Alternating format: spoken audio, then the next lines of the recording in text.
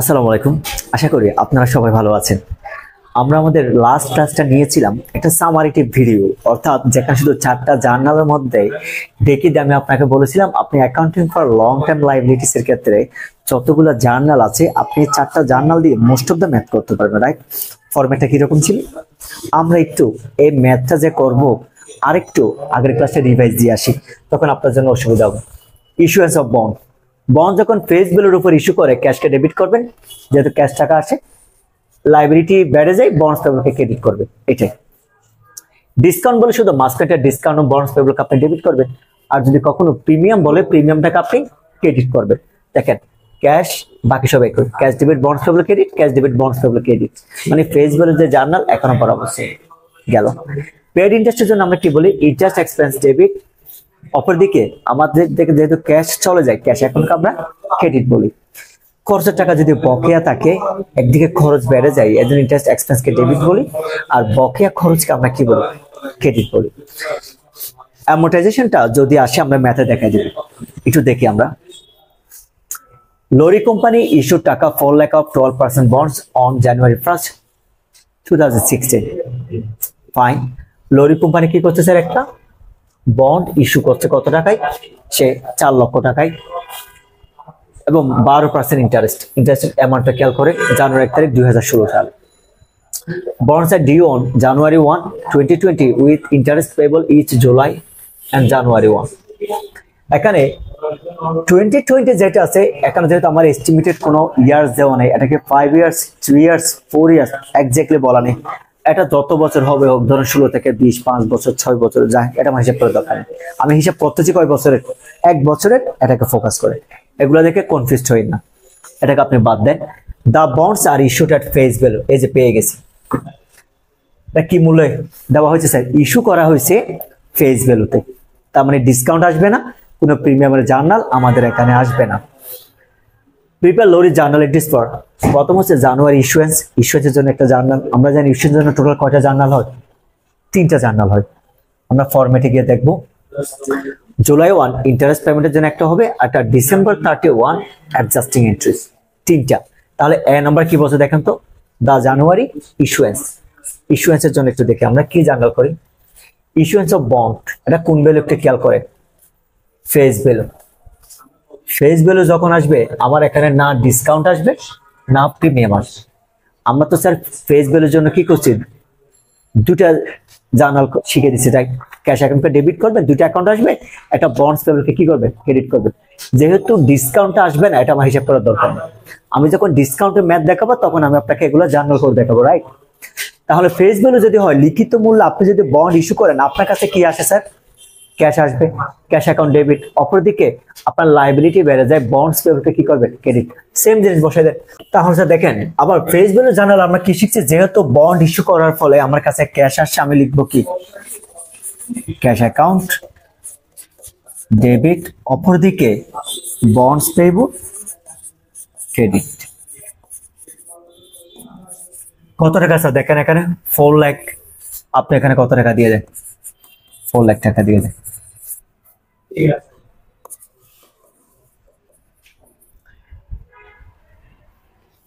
তাহলে আমরা একটা এক্সপ্লেনেশন দিয়ে দিই। To record the issuance of bond, এরকম। দেখেন স্যার এটা আমি আমার ফরম্যাটের বাহিরে একেবারে করি নাই। ফেস ভ্যালু নিয়ে যে একটা জার্নাল হয়, cash account debit, bonds payable credit, আমরা যে গতকাল যে ফরম্যাটটা নিয়ে ডিসকাস করছি বরাবর সিম্পল। দেখেন তো স্যার আপনি একটু, আমার কাছে ক্যাশ টাকা আসছে কত টাকা, অপরদিকে লাইবিলিটি বেড়ে গেছে, নাম হচ্ছে কত? বন্ডস পেবল, বরাবর দিয়ে দিলাম। এখন আপনি যখন এক্সপ্লেনটা লিখবেন অনেকের বুঝতে অসুবিধা হতে পারে, স্যার ডিসকাউন্ট এবং প্রিমিয়াম হলে আমরা এখানে কি দিব? খেয়াল করেন। To record the issuance of bond with discount with premium, শুধু একটা দিয়ে দিব, বাকিটা শেষ। একটা জার্নাল কি আমাদের শেষ হয়ে গেছে। দ্যাট মিনস আমরা ফরম্যাটে যেটা করে আসছি বরাবর এটা হয়ে গেছে আমাদের।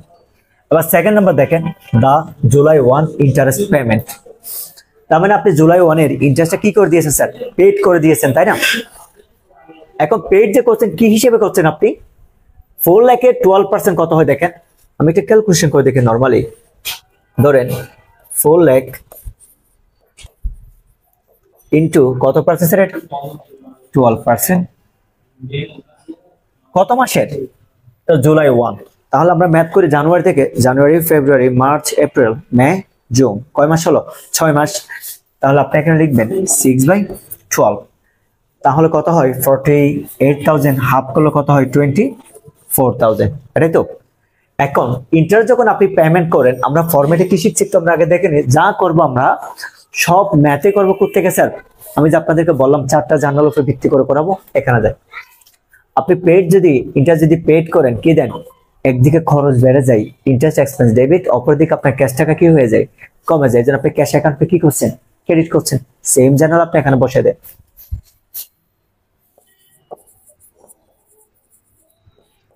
ইন্টারেস্ট এক্সপেন্স ডেবিট, অপরদিকে আপনার থেকে যেহেতু ক্যাশ টাকা কমে গেছে, ক্যাশ অ্যাকাউন্ট ক্রেডিট। এখন আপনি এখানে লিখবেন to record the payment of interest. Sir আমি কেমনে বের করবেন, ম্যাথটা এখানে দেখিয়ে দিয়েছি। এটা কত মান্থের, 6 মান্থের। তাহলে 4 লাখের 12% হলে কত হয় 48,000, 6 মান্থের হলে কত হয় হাফ, 24,000।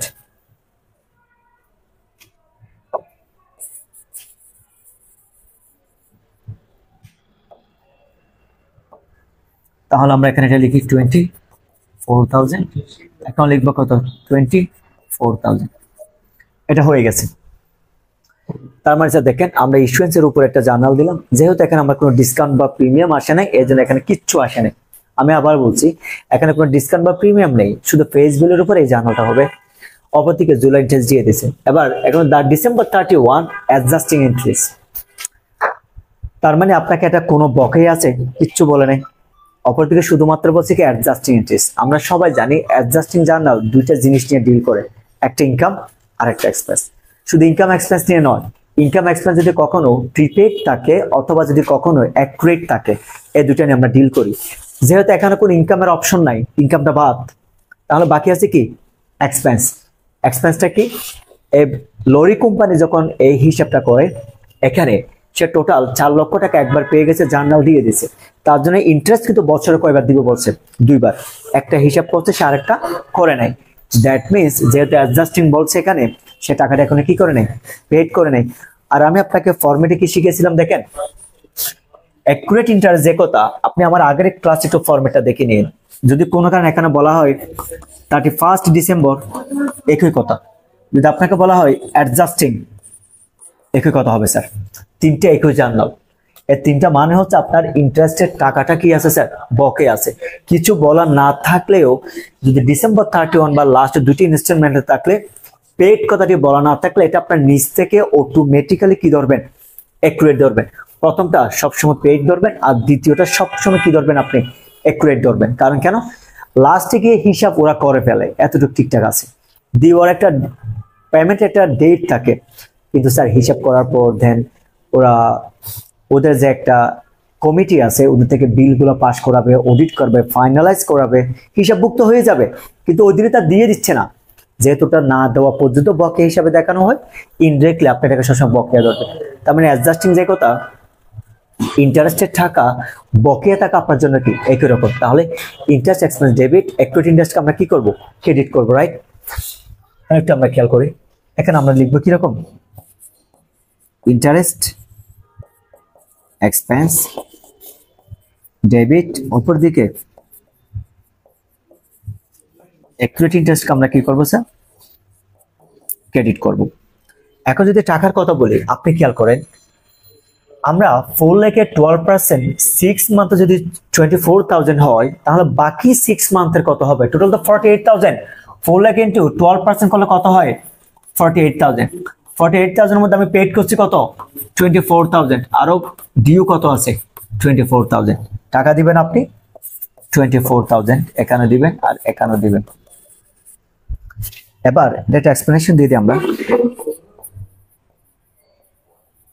টু রেকর্ড, এখানে আপনি টু রেকর্ড দিতে পারেন অথবা টু অ্যাডজাস্ট দিতে পারেন, আপনার সুবিধা মতো। To record the accurate interest, sir, যেটা আমি এখানে অ্যাক্রুড ইন্টারেস্ট লিখছি, এটা চাইলে আপনি ইন্টারেস্ট পেয়েবল লিখতে পারেন, একই কথা। আমি আবার বলছি, খরচের টাকা বকেয়া যে কথা, খরচের টাকা প্রদেয়, আপনার এখানে স্যার দুইটা একই রকম। আশা করি আমি আপনাকে পুরো ম্যাথটা আপনি যদি খেয়াল করে দেখেন, আমার যে একটা ফর্মেটিভ ক্লাস আছে, আমি যে একটা সামারেটিভ ক্লাস নিয়েছিলাম, সেম জার্নালগুলো দেখে দেখে আমি একটা শর্টকাট আপনাকে এখানে বসাই দিচ্ছি। এখন আমি আপনাকে এটাকে আরেকভাবে দেখাবো, একদম ডিটেলসে কোনটা কেন আসছে ডেসক্রিপটিভ ভাবে। এখন আমি আপনাকে সেটাই দেখাতে যাচ্ছি। আচ্ছা, আমি আবার বলছি স্যার, আমরা যে এখানে বন্ড নিয়ে যেহেতু কাজ করব, এখানে most of the long term liabilities এর মধ্যে আপনাকে ম্যাথমেটিক্যাল বা ক্যালকুলেশন আপনি যেগুলো করবেন এগুলো হচ্ছে কি নিয়েছেন, বন্ডস এর। আমি তারপর হালকা একটু প্রিভিয়াস ক্লাসে একটু রিপিট করে দিই আপনাদেরকে। আমরা মূলত বন্ডটা কখন ইউজ করি বা বন্ডটা কখন ইস্যু করা হয়। একটা কোম্পানির যখন লং টার্ম ইনভেস্টমেন্টের ক্ষেত্রে একটা বিশাল অ্যামাউন্ট বা বড় একটা অ্যামাউন্ট দরকার হয়, তখন ওই কোম্পানি কি করে, বাজারের মধ্যে ছোট ছোট কোম্পানিকে অথবা কোনো ব্যক্তি হতে পারে, তাদের কাছে তাদের বন্ডের এগেনস্টে কিছু টাকা কি করে কালেক্ট করে। কিসের এগেনস্টে বলছি আমি, বন্ডের এগেনস্টে। তার মানে একটা বন্ডটা যে কোনো একটা বিজনেস প্রতিষ্ঠানের যে একটা লাইবিলিটি, এটা একটা কিসের লাইবিলিটি, এটা কনসেপ্ট নেন। মনে করেন আমরা যে আজকে ম্যাথটা করতে যাচ্ছি, এটা কার নাম হচ্ছে, ধরুন লরি কোম্পানি।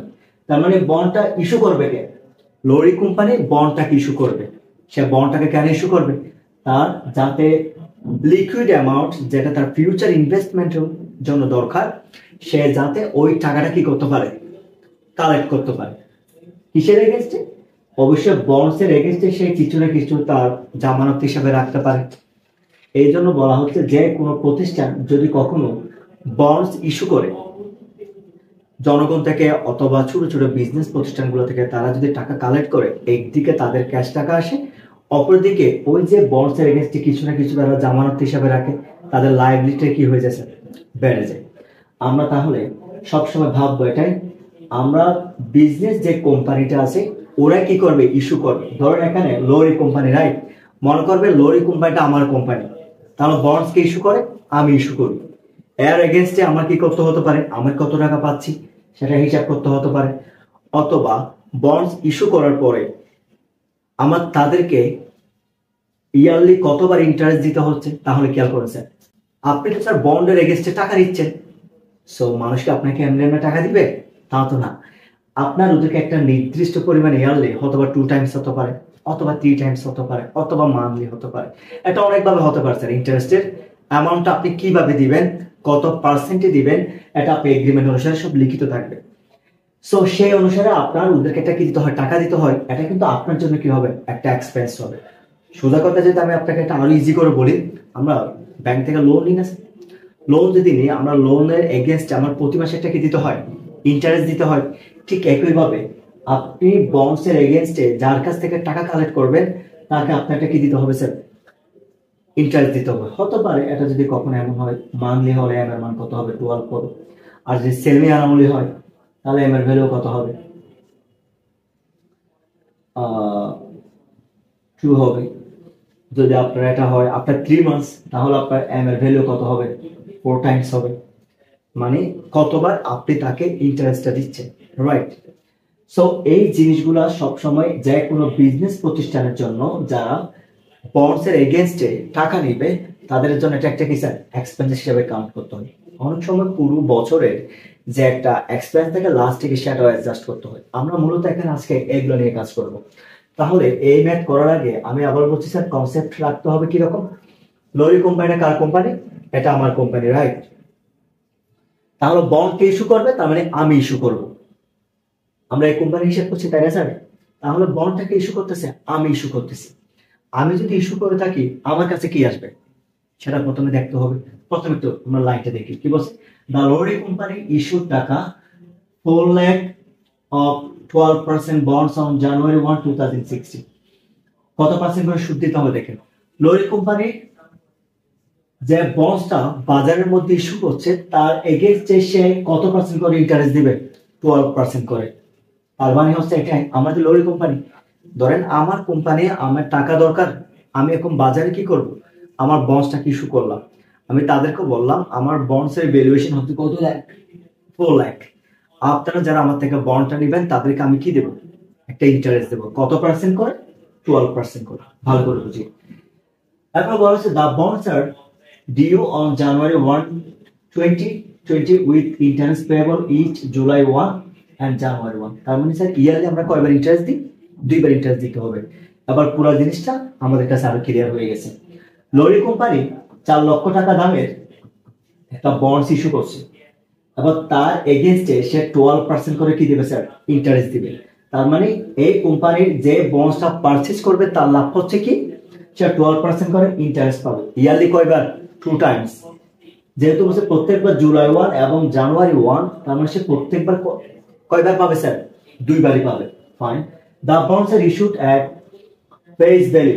ফেস ভ্যালু মানে যেটাকে আমরা বলি লিখিত মূল্য। আপনার মাইন্ডে কোয়েশ্চেন থাকতে পারে স্যার এখানে ফেস ভ্যালু কথাটি কেন আসছে?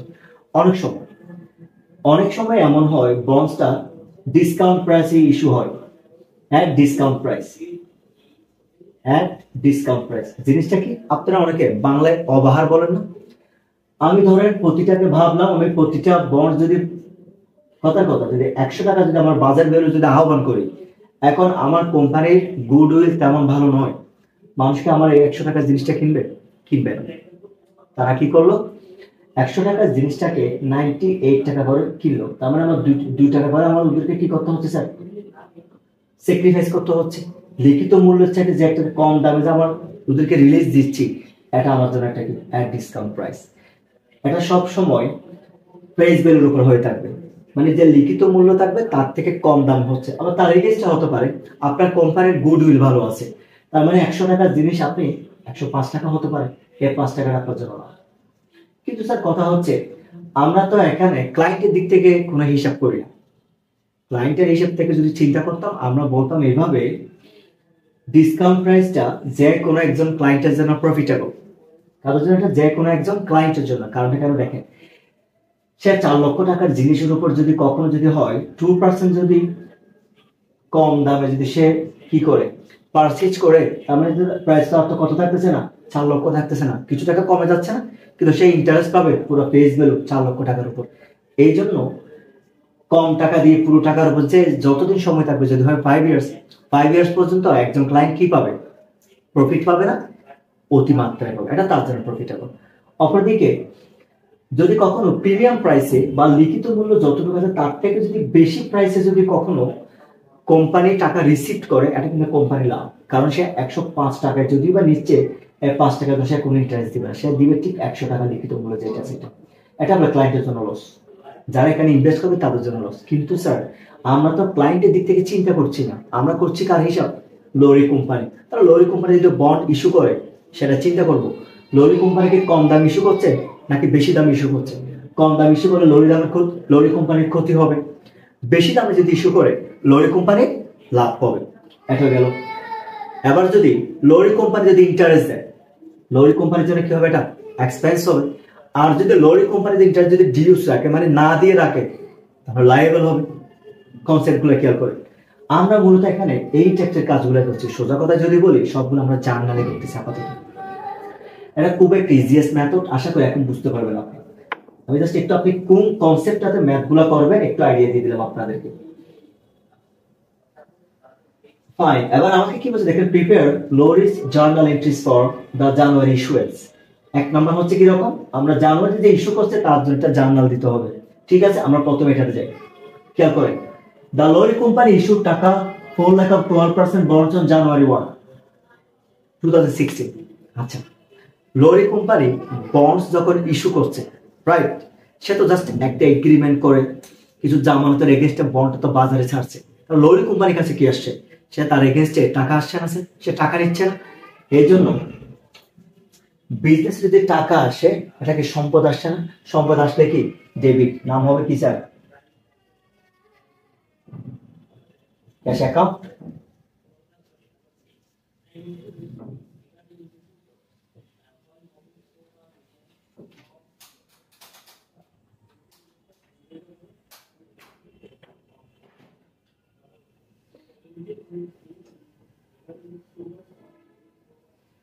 অপর দিকে দেখেন, বন্ডস পেয়েবল। ক্রেডিট। আবার বলছি, খেয়াল করে দেখেন স্যার, আপনি যদি স্বাভাবিকভাবে যদি লোন নেন, চিন্তা করে দেখেন তো আপনার কাছে কি আসছে? Cash, cash account debit. তখন আপনি লোনকে কি করেন? ক্রেডিট করেন না? ঠিক বন্ডস এটাও কিন্তু যে কোনো একটা কোম্পানির জন্য একটা লাইবিলিটি। কারণ কেন? সে তার কিছু সম্পদ বন্ধক রেখে সে টাকা নিচ্ছে, তার মানে তার কাছে কি আসছে? ক্যাশ। সম্পদ বেড়ে গেছে, আমরা তো লোন কোম্পানি হিসাব করতেছি, তাহলে ক্যাশ অ্যাকাউন্ট ডেবিট। অপরদিকে বন্ডস পেয়েবল, একটা নির্দিষ্ট সময় পর, অথবা 5 ইয়ার্স হতে পারে, অথবা 10 ইয়ার্স হতে পারে, কিছু কিছু বন্ড 25 ইয়ার্স হতে পারে, যত বছর থাকুক না কেন, নির্দিষ্ট একটা মেয়াদের পর তাকে কিন্তু পুরো টাকাটা কি করতে হবে স্যার? পেড করতে হবে না? এই জন্য বন্ডস পেবল আপনার জন্য কি? লাইবিলিটি। একটা ক্যাশ অ্যাকাউন্ট ডেবিট, অপরদিকে বন্ডস পেবল আপনার জন্য কি? ক্রেডিট। এখন এটার জন্য একটা আপনার এক্সপ্লেনেশন দিতে হবে। আপনি কি লিখবেন এখানে? আমরা কি বলছি? ইস্যুয়েন্স না, তাহলে লিখেন to record the issuance of bonds. Sir কত টাকা? 4 লাখ।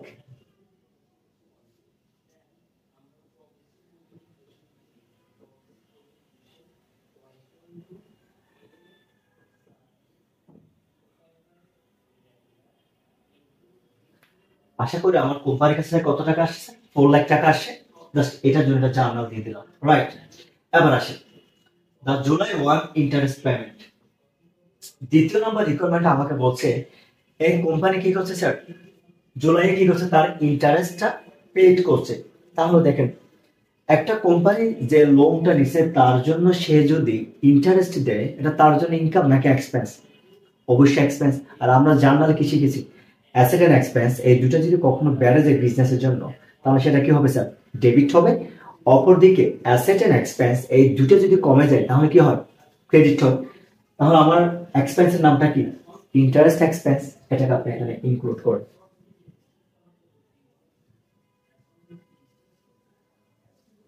Interest expense debit. এখন আপনি যে ইন্টারেস্ট এক্সপেন্সটা দিচ্ছেন, তার ফলে আপনার বিজনেসে ক্যাশ অ্যামাউন্টটা কি হয়ে যাচ্ছে স্যার? কমে যাচ্ছে।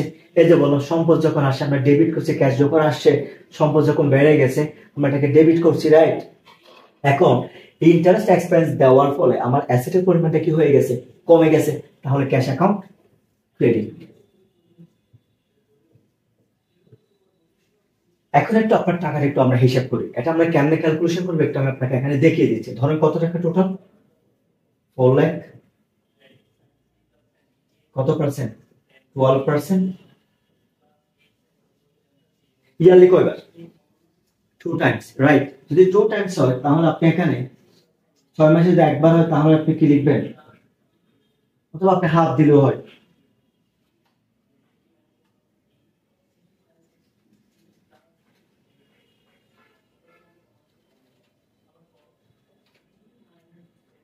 তাহলে আমরা 12% বাই কত? 48,000। এখানে কত দিয়ে মাল্টিপ্লাই করেন? Into 6 divide by 12। তাহলে আমার এখানে এক্সপেন্স হচ্ছে কত স্যার? 24,000। আমি ওকে টোটাল ইয়ারলি দিচ্ছি কত? 48,000। যেহেতু 6 মাস পরে দিব, তাহলে 6 মাসে আমার এক্সপেন্স কত হবে? অর্ধেক হয়ে যাচ্ছে না স্যার? এই জন্য এখানে অর্ধেকটা আপনি এইভাবে কি করবেন? ক্যালকুলেশন করে বের করবেন। এখন জাস্ট এটার জন্য একটা কি দিবেন? এক্সপ্লেনেশন দিয়ে দিবেন। Two record the payment of interest expense. এই যে আমরা 6 মাস পর তার জন্য একটা যে ইন্টারেস্ট এক্সপেন্স বা যেই টাকাটা দিলাম, ওটাকে আমরা কি করলাম স্যার? রেকর্ড করলাম। এবার একদম লাস্ট আসেন, আমার 3 নম্বর রিকোয়ারমেন্টে কি আছে দেখেন, the December 31st adjusting entries. এখন স্যার অ্যাডজাস্টিং এন্ট্রি সম্পর্কে এটা কিন্তু আপনারা সবাই বিবিএ ফার্স্ট ইয়ারে করেন, তাই না? আপনারা চাইলে ওখানে প্লেলিস্টে ঢুকে অ্যাডজাস্টিং এন্ট্রিজ আমরা কি কি জিনিসগুলো ইনক্লুড করে একটু আপনি দেখে নিতে পারেন। তারপর আমি একটা হালকা রিমাইন্ড করি। আপনার মাইন্ডে এখানে কোয়েশ্চেন থাকতে পারে, স্যার আমি কেমনে বুঝবো আমি অ্যাডজাস্টিং এর মধ্যে কোন জিনিসটা ইনক্লুডেড করবো? স্যার অ্যাডজাস্টিং এন্ট্রিজ এর মধ্যে শুধুমাত্র দুইটা জিনিস ইনক্লুড করা হয়। একটা হচ্ছে এক্সপেন্স আর একটা হচ্ছে কি? ইনকাম। আবার বলছি, অ্যাডজাস্টিং এন্ট্রিজ এর মধ্যে শুধুমাত্র দুইটা জিনিস কি করা হয়? ইনক্লুড করা হয়। একটা এক্সপেন্সেস আর একটা কি? ইনকাম। এখন শুধু এক্সপেন্স এন্ড ইনকাম হয় না স্যার, এখানে এক্সপেন্স এবং ইনকাম এই দুটা অ্যাক্রুড এন্ড প্রিপেইড, দুটা যদি কখনো বকেয়া এবং যদি কখনো অগ্রিম থাকে, শুধু এই জিনিসগুলো আমরা অ্যাডজাস্টিং এন্ট্রিসে করে থাকি। আবার বলছি আমি, আমরা যে বাংলায় আপনারা যারা এইচএসসি লেভেলে কাজ মানে বিজনেস ব্যাকগ্রাউন্ড থেকে আসছেন, স্যার আপনারা সমন্বয় ঝামেলা করছেন। সমন্বয় ঝামেলা আপনারা করছেনটা কি? আপনারা শুধুমাত্র এখানে খরচ এবং ইনকাম, যেটাকে বলে আয়, এটার অগ্রিম এবং বকেয়া যে খরচগুলো থেকে শুধু এগুলো আসবে, আর কিচ্ছু আসে না। আবার বলছি, খরচ এবং আয়ের টাকা যদি বকেয়া এবং অগ্রিম থাকে, শুধুমাত্র আমরা সেগুলোকে কি করি স্যার, এখানে অ্যাডজাস্টিং এন্ট্রিস আমরা সেগুলোকে ইনক্লুড করি। তাহলে স্যার আসবে না। আপনি তো ডিসেম্বরে গিয়ে দেখেন, এখানে কিন্তু আমরা দুইটা কি করতে হয়, ইন্টারেস্ট দিতে হয়। তাহলে ইন্টারেস্টের টাকা আরেকটা কি আছে, বকেয়া আছে। জানুয়ারিতে যে টাকাটা দেবো, ইয়ারলি হিসাবে যখন আমরা ক্লোজ করবো, তাহলে এই হিসাবে টাকাটা আমার এখানে করতে হবে। তাহলে একদিকে দেখেন, খরচের টাকা যদি বকেয়া থাকে, আপনার জন্য কি হয়, লাইবিলিটি না? কারণ এখানে এটা আপনার আজকে না হয় কালকে অবশ্যই দিতে হবে। এই জন্য একদিকে খরচের টাকা যদি বকেয়া থাকে, এটা আপনার জন্য কি লাইবিলিটি বেড়ে যায়। তো আমরা জানি লাইবিলিটি যদি বেড়ে যায়, ক্রেডিট হবে, তাহলে ডেবিট কি হবে, একই সাথে সাথে আপনার খরচের টাকাটা কি হয়ে যায় স্যার, বেড়ে যায় না? খরচের নামটা কি স্যার আপনার, ইন্টারেস্ট এক্সপেন্স। আপনি যে কাজটি করবেন এখানে, ইন্টারেস্ট এক্সপেন্স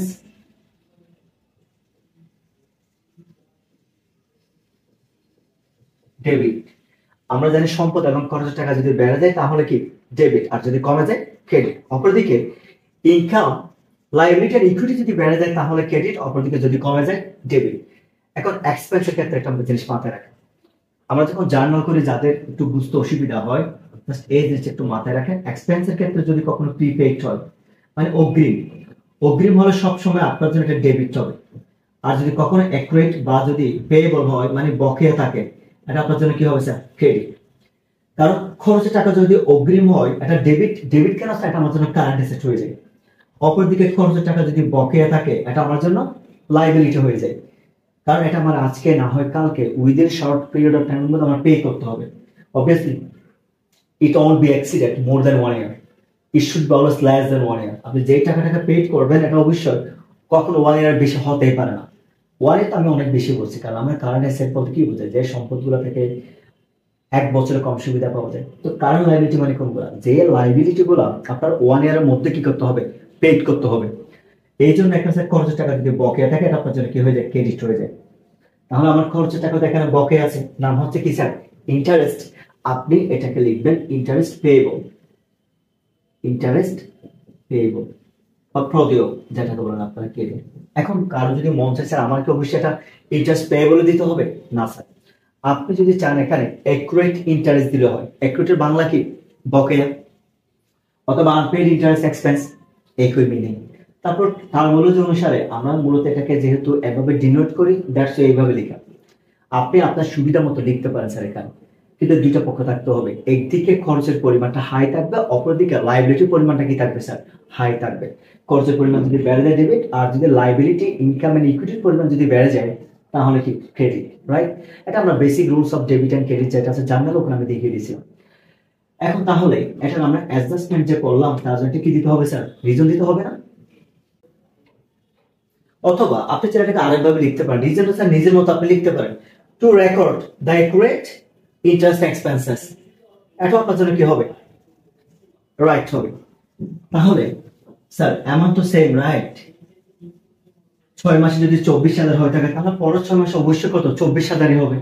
সেম অ্যামাউন্ট আপনি এখন বুঝাকে বসিয়ে দেন। এখানে 24,000 টাকা, এখানে কি হবে, 24,000 টাকা। আশা করি এই ম্যাথটার মধ্যে আপনার কারো কোনো সমস্যা থাকার কথা নয়। এখন আপনার থেকে একটা আইডিয়া থাকতে হবে আমাদের কি কি টাইপসের কোয়েশ্চেন করা হবে। স্যার একটা কোয়েশ্চেন 100% থাকবে। যদি আপনাকে কোনো ক্রিয়েটিভ আকারে দেয়, ধরুন এ বি সি যদি আলাদা করো, বা এ বি যদি আলাদা করে দেয়, এখানে আরেকটা থাকতে পারে, এটা হচ্ছে অ্যামোর্টাইজেশন শিডিউল। এটা আমি আমার পরবর্তী ভিডিওতে আপনাকে দেখিয়ে দেবো। জাস্ট একটা রিকোয়ারমেন্টের মধ্যে মোস্ট অফ দ্য টাইম আপনাকে এরকম কি করতে হতে পারে, রেকর্ড করার জন্য বা জার্নালাইজ করার জন্য দেওয়া থাকতে পারে।